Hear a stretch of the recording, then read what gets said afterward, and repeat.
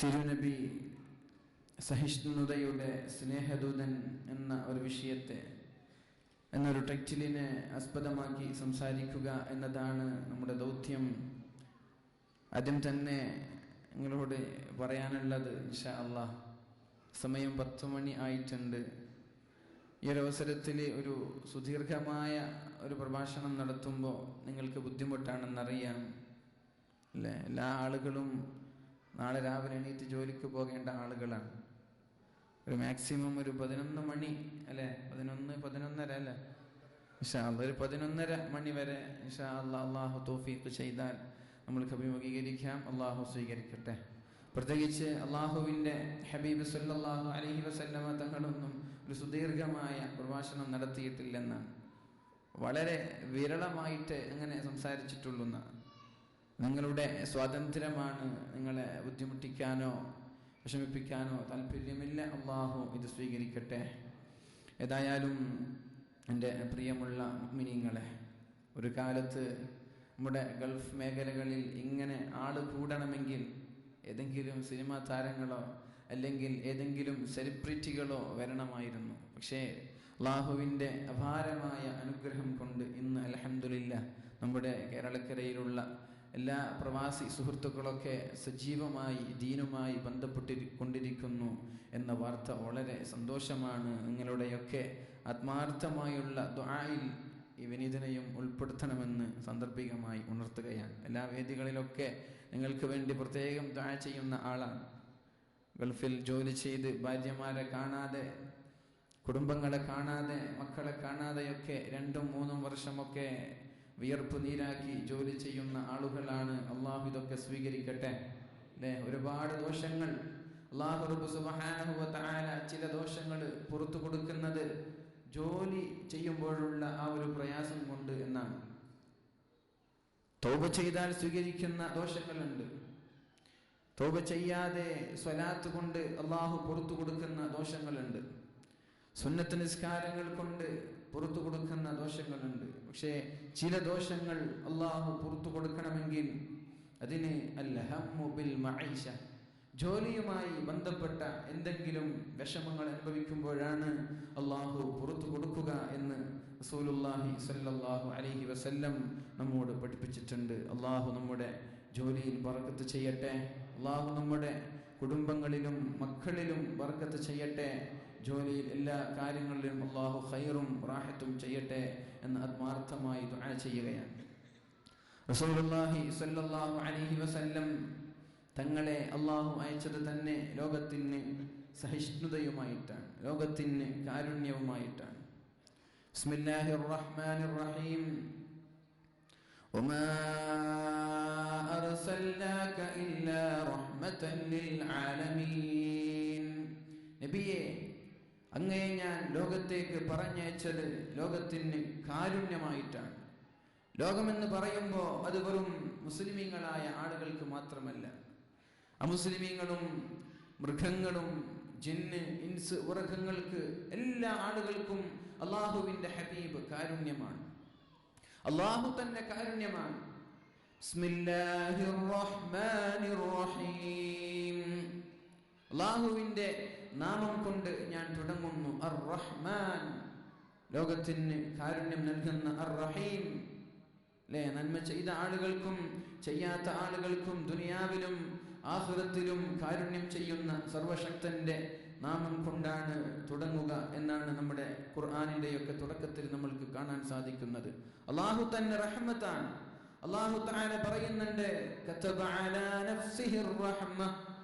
അള്ളാഹു തന്നെ റഹ്മത്താണ്. ആ റഹ്മത്തിനെ, ആ ഒരു കാരുണ്യത്തെ അള്ളാഹു 100 ഇനങ്ങളാക്കി മാറ്റിയിട്ടുണ്ടെന്നാണ്.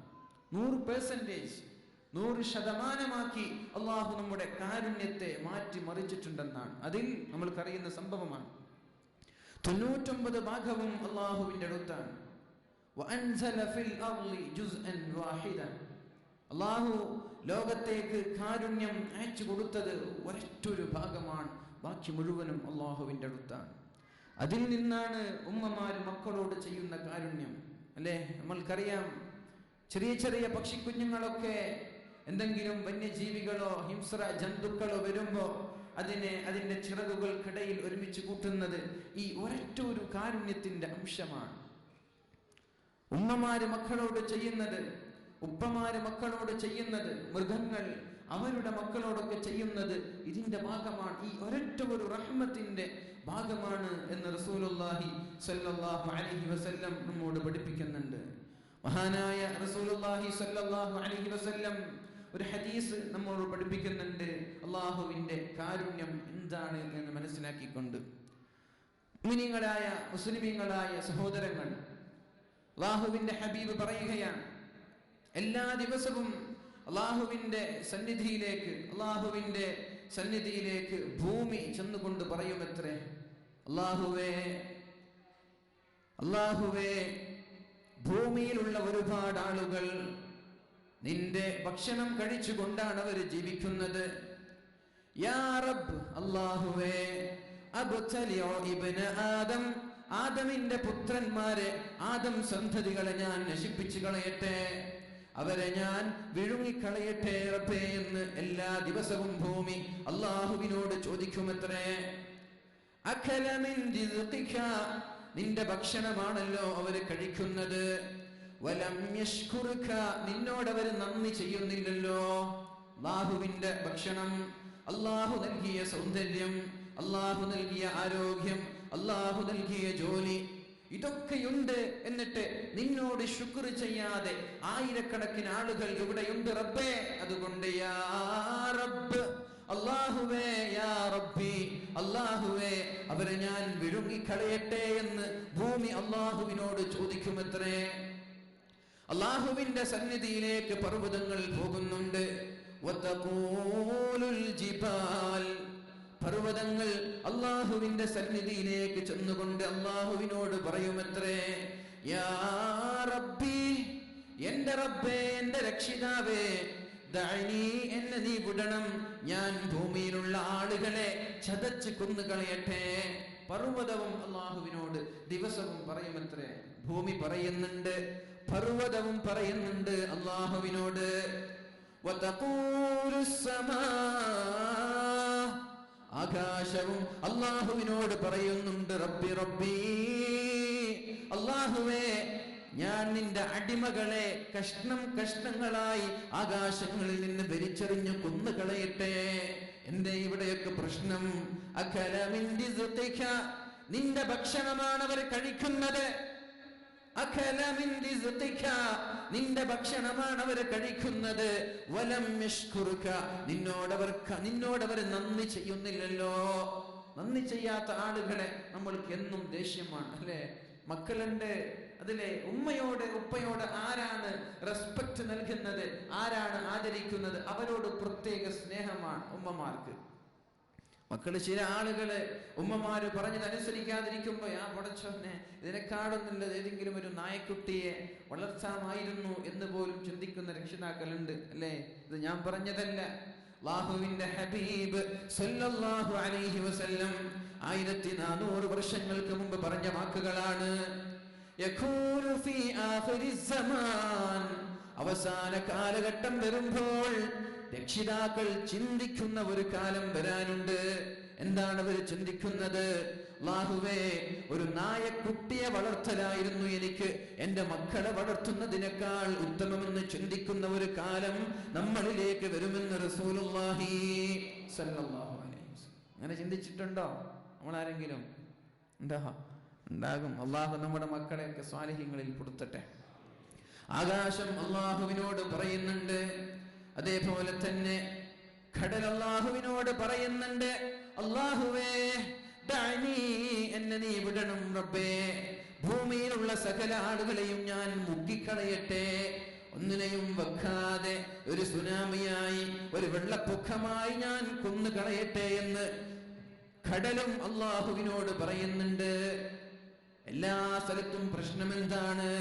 അകല മിൻ റിസ്ഖിക, നിന്റെ ഭക്ഷണമാണ് അല്ലാഹ് അവർ കഴിക്കുന്നത്, നിന്റെ പാനീയമാണ് അവർ കുടിക്കുന്നത്, നിന്റെ എല്ലാ സുഖങ്ങളും അനുഭവിച്ചിട്ട് നിന്നോടവർ നന്ദി ചെയ്യുന്നില്ലല്ലോ എന്ന് അല്ലാഹുവിനോടവർ പറയുമ്പോൾ അല്ലാഹു പറയുന്ന മറുപടി അത്ഭുതമാണ്. ാണ് പറഞ്ഞത്, അള്ളാഹുവിന്റെ 100 കാരുണ്യത്തിൽ നിന്ന് ഒന്നേ ലോകത്തേക്ക് അയച്ചിട്ടുള്ളൂ എന്ന്. നമ്മൾക്ക് ദേഷ്യം വരൂലേ നമ്മളെ ബഹുമാനിച്ചില്ലെങ്കിൽ? ഉപ്പമാർക്ക് എന്താ ദേഷ്യം മക്കളാൻ പറഞ്ഞതനുസരിച്ചില്ലെങ്കിൽ അല്ലേ? മുതലാളിമാർക്കും ഓണേഴ്സിനും ദേഷ്യം വരും, തൊഴിലാളികൾ ജോലി ചെയ്യുന്ന സ്റ്റാഫൊക്കെ പറഞ്ഞ നിയമങ്ങൾ അനുസരിക്കുന്നില്ലെങ്കിൽ. പക്ഷേ അള്ളാഹു അങ്ങനെയല്ല അവിടെ അവർക്ക് നൽകുന്ന മറുപടി എന്നാണ്. അള്ളാഹു അവരോട് പറയുകയാണ്, യാ മഖ്ലൂഖാതി, എന്റെ സൃഷ്ടികളെ, ആകാശമേ, ഭൂമിയെ, സമുദ്രമേ, പർവ്വതമേ, യാ മഖ്ലൂഖാതി, എന്റെ സൃഷ്ടികളെ, അഅൻതും ഖലഖ്തുമൂ, നിങ്ങളാണോ അവരെ സൃഷ്ടിച്ചിട്ടുള്ളത്?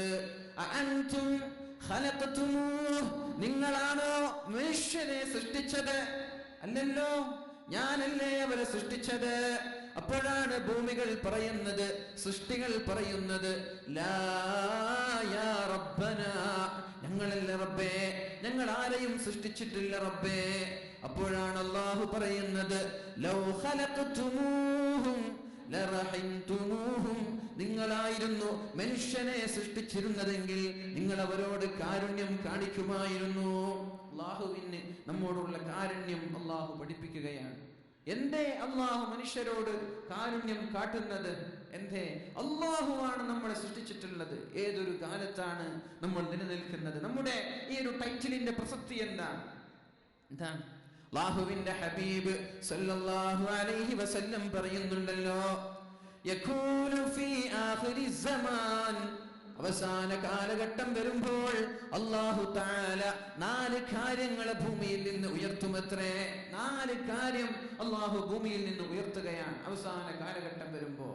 അതിലൊന്ന് അല്ലാഹുവിന്റെ ഹബീബ് സല്ലല്ലാഹു അലൈഹി വസല്ലമ തങ്ങൾ പറഞ്ഞത്, യർഫഉല്ലാഹുൽ ബറകത മിനൽ അർളി, ഭൂമിയിൽ നിന്ന് അല്ലാഹു ബറക്കത്തിനെ ഉയർത്തിക്കളയും.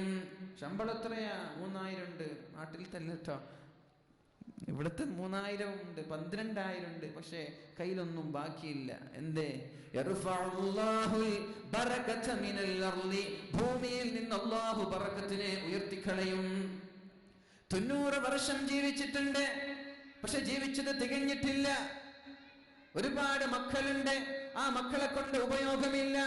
യർഫഉല്ലാഹുൽ ബറകത മിനൽ അർളി, ഭൂമിയിൽ നിന്ന് അല്ലാഹു ബറക്കത്തിനെ ഉയർത്തിക്കളയുമെന്ന് റസൂലുള്ളാഹി സ്വല്ലല്ലാഹു അലൈഹി വസല്ലം.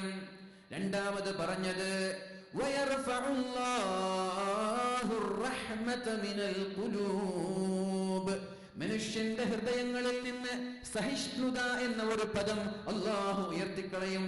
കാരുണ്യം അതിന്റെ ഡിക്ഷണറിയിലേ കാണാറുള്ളൂ അല്ലെ? സഹിഷ്ണുത ഫ്ലക്സിലൊക്കെ കാണും. മനുഷ്യന്മാരുടെ ഹൃദയത്തിൽ നിന്ന് പണ്ടേ എടുത്തു പോയിട്ടുണ്ടെന്ന. അങ്ങനെയല്ല? നിങ്ങൾക്ക് തോന്നിയിട്ടുണ്ടോ? നമ്മുടെ പ്രധാനമന്ത്രി സ്വച്ഛ് ഭാരത് എന്ന് പറഞ്ഞ് ക്ലീൻ ഇന്ത്യ എന്നൊരു പദ്ധതിയുമായിട്ട് വന്നു. അപ്പോഴേക്കാണ് നമ്മുടെ രാഷ്ട്രപതി പറഞ്ഞത്, മാലിന്യം ഉള്ളത് ഭാരതത്തിലല്ല, മനുഷ്യന്റെ ഹൃദയത്തിലാണ്. അവിടെയാണ് വൃത്തിയാക്കേണ്ടത് അല്ലെ? നമ്മൾ ക്ലീൻ ചെയ്യേണ്ടത് നമ്മുടെ ഹൃദയത്തെയാണ്. ഇത് ക്ലീൻ ആകുമ്പോൾ എല്ലാം ക്ലീൻ ആവുകയാണ്. അള്ളാഹു തൗഫീഖ് ചെയ്യട്ടെ. അള്ളാഹു നമ്മൾക്ക് റഹ്മത്തും കാരുണ്യവും